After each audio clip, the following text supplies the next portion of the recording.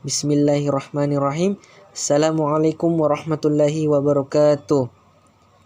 Perkenalkan, nama saya Sultan Muhammad Al-Mujahid dari kelas 12 MIPA 6. Baik, saya akan menjelaskan proses masuknya Islam di Nusantara mulai dari di Pulau Sumatera sampai di Pulau Kalimantan.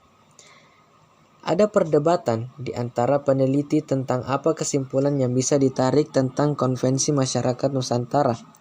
Bukti utama setidaknya dari tahap-tahap awal proses konversi ini yaitu batu nisan dan kesaksian beberapa peziarah. Tetapi hal ini hanya dapat menunjukkan bahwa umat Islam pribumi ada di tempat tertentu pada waktu tertentu.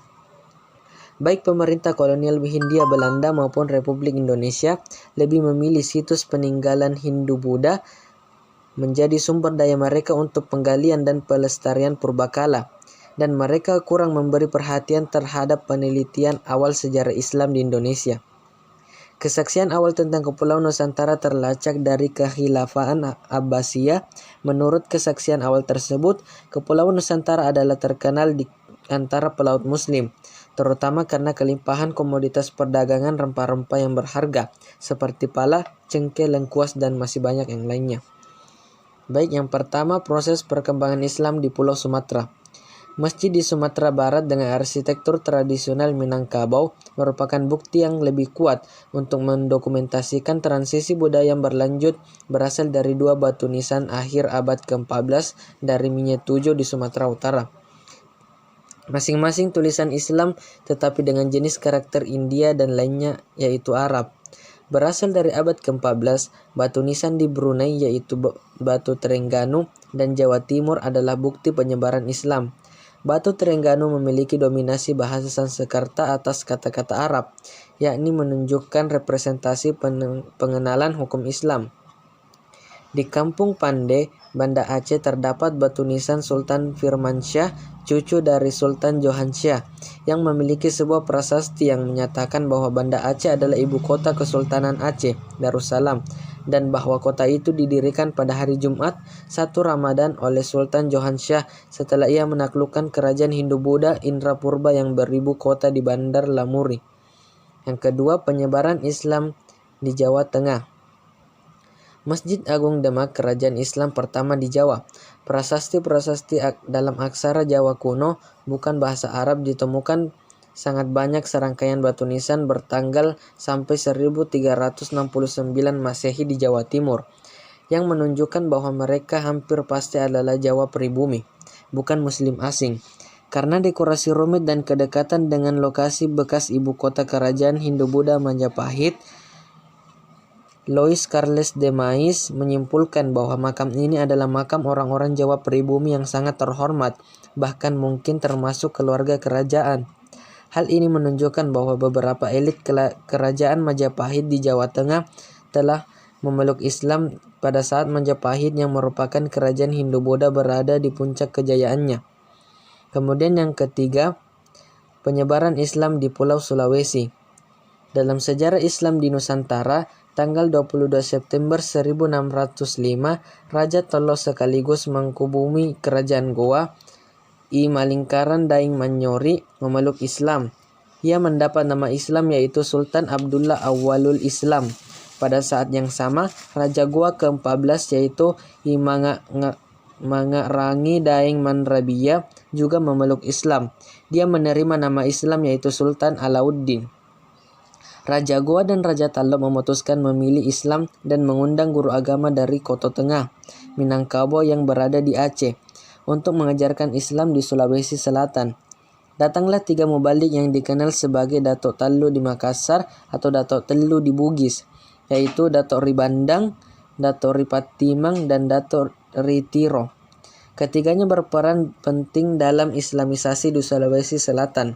Menurut Profesor Dr. Ahmad M. Sewang, dalam Islamisasi Kerajaan Goa, Sultan Alauddin kemudian mengeluarkan dekret pada 9 November 1607 di hadapan jemaah sholat Jumat bahwa Kerajaan Goa sebagai kerajaan Islam dan pusat Islamisasi di Sulawesi Selatan. Islam menjadi agama kerajaan dan agama masyarakat. Yang keempat, penyebaran Islam di Pulau Maluku. Diperkirakan sejak awal berdirinya kerajaan Ternate, masyarakat Ternate telah mengenal Islam, mengingat banyaknya pedagang Arab yang telah bermukim di Ternate kala itu. Beberapa raja awal Ternate sudah menggunakan nama bernuansa Islam, namun kepastian mereka maupun keluarga kerajaan memeluk Islam masih diperdebatkan. Hanya dapat dipastikan bahwa keluarga kerajaan Ternate resmi memeluk Islam pada pertengahan abad ke-15. Kedatangan 4 perdana merupakan awal datangnya manusia di tanah Hitu sebagai penduduk asli Pulau Ambon. 4 perdana Hitu juga merupakan bagian dari penyiar Islam di Maluku. Kedatangan 4 perdana merupakan bukti sejarah syiar Islam di Maluku yang ditulis oleh penulis sejarah pribumi tua maupun Belanda dalam berbagai versi seperti Imam Rijali, Imam Lamhitu, Imam Kulaba, Holeman, Rumpius, dan Valentijn. Raja Ternate pertama yang diketahui memeluk agama Islam adalah Raja Kolano marhum dan diikuti oleh seluruh kerabat dan pejabat istana. Sepeninggal beliau, kerajaan Ternate dipimpin oleh putranya yaitu Zainal Abidin yang memakai gelar Sultan. Sejak kepemimpinan Sultan Zainal Abidin, agama Islam diakui sebagai agama resmi kerajaan dan diberlakukannya syariat Islam. Kemudian beliau membentuk lembaga kerajaan Islam sesuai hukum Islam dengan melibatkan para ulama. Langkah-langkahnya ini kemudian diikuti kerajaan lain di Maluku secara total, hampir tanpa perubahan. Ia juga mendirikan madrasah yang pertama di Ternate. Sultan Zainal Abidin pernah memperdalam ajaran Islam dengan berguru pada Sunan Giri di Pulau Jawa. Di sanalah beliau dikenal sebagai Sultan Bualawa atau Sultan Cengkih. Dan yang terakhir, penyebaran Islam di Pulau Kalimantan. Islam masuk ke Kalimantan atau yang lebih dikenal dengan Borneo kala itu. Di pulau ini ajaran Islam masuk dari 2 pintu. Jalur pertama yang membawa Islam masuk ke tanah Borneo adalah jalur Malaka yang dikenal sebagai kerajaan Islam setelah Perlak dan Pasai. Jatuhnya Malaka ke tangan penjajah Portugis kian membuat dakwah semakin menyebar. Para mubalik dan komunitas Islam kebanyakan mendiami pesisir barat Kalimantan. Jalur lain yang digunakan menyebarkan dakwah Islam adalah para mubalik yang dikirim dari tanah Jawa. Ekspedisi dakwah ke Kalimantan ini menemui puncaknya saat kerajaan Demak berdiri. Demak mengirimkan banyak mubalik ke negeri ini. Perjalanan dakwah pula yang akhirnya melahirkan kerajaan Islam Banjar dengan ulama-ulamanya yang besar. Salah satunya yaitu Syekh Muhammad Arsyad Al-Banjari. Zaman keemasan kerajaan Banjar terjadi pada abad ke-17 sampai ke-18. Pada masa itu terjadi puncak perkembangan Islam di Kalimantan Selatan, sebagaimana ditandai oleh lahirnya ulama-ulama orang Banjar yang terkenal dan hasil karya tulisnya menjadi bahan bacaan dan bahan rujukan di berbagai negara.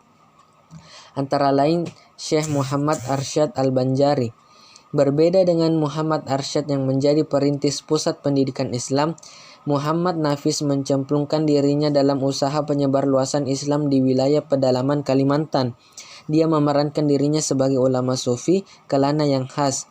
Dia keluar masuk hutan untuk menyebarkan ajaran Allah dan Rasul-Nya. Dan oleh karena itulah beliau memainkan peranan sangat penting dalam mengembangkan Islam di Kalimantan. Baik, itulah yang dapat saya sampaikan. Apabila ada kesalahan, saya mengucapkan mohon maaf yang sebesar-besarnya. Wabillahi taufiq wal hidayah. Wassalamualaikum warahmatullahi wabarakatuh.